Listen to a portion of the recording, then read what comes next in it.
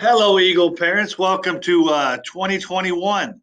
So far, the school year has not treated DHS very well. I want to go over a few things.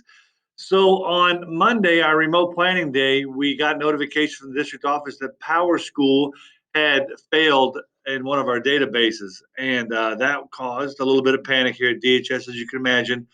A lot of the grades that we had entered after the semester, after December 29th to be specific, were gone. Fortunately, we had hard copies for those, so we had to re-enter all of those. Student schedule changes that we had made, our counselors had made over that time period, were gone. So they've been re-entering student schedule changes that they had made. Very difficult process, very time-consuming process.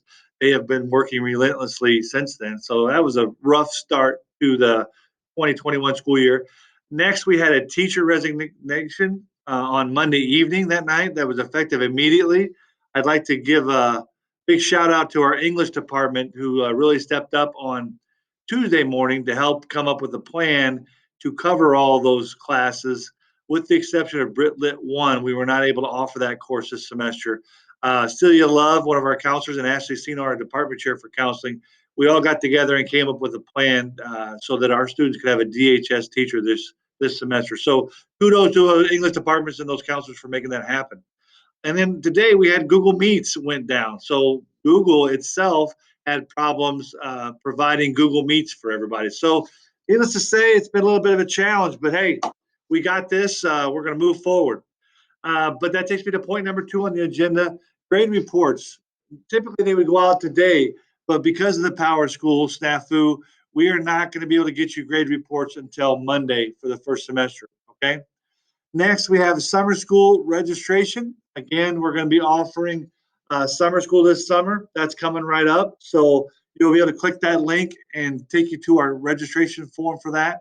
Please remember that February 12th is the deadline to submit for summer school and for the payment. So the payment's very important. Once you get that payment in, that reserves your spot for summer school.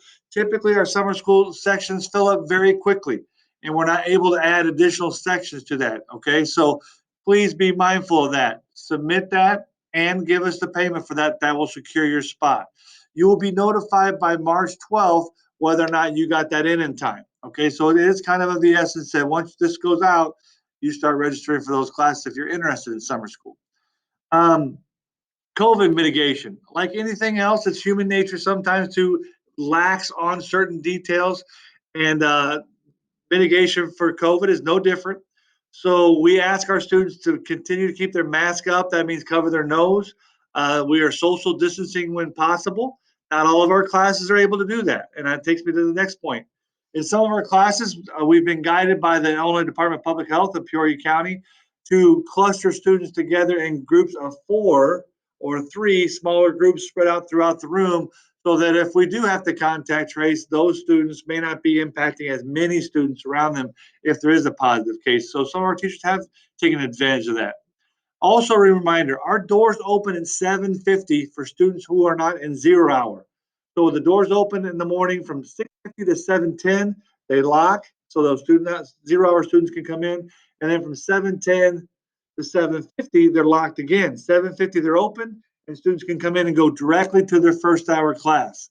Next point on that, 0 hour students are reminded once their 0 hour ends at 7:50, they have to go straight to their next class, which will be first or fourth hour. Okay, we've had a problem with them lingering around or loitering around, visiting in the hallways, and that's just not part of our mitigation process. So please help us enforce that. Picture Day, you'll see here's a link to Picture Day, allows you to view the information, but on Monday, our freshmen, sophomores, and juniors will have their pictures taken for the yearbook, all right? The seniors won't have their pictures until the 12th, or sorry, until the week of the 19th through the 22nd of January. So they have a little bit different time, and then there'll be information on that form for them as well.